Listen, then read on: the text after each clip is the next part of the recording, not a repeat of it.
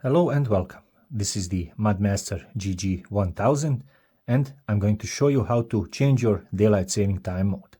So let's get started.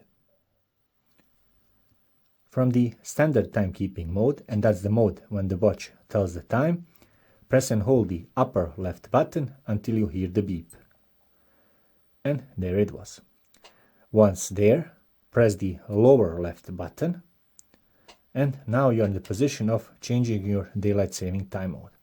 Currently it's flashing on, but it's also flashing DST on this subdial over here. Once there, you press the lower right button and you shuffle it between on or off.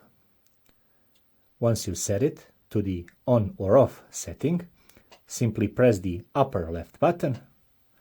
The watch will go back to the standard timekeeping mode and it will implement your settings. Thank you very much for watching, and if you are into watch related content, please subscribe. So thank you.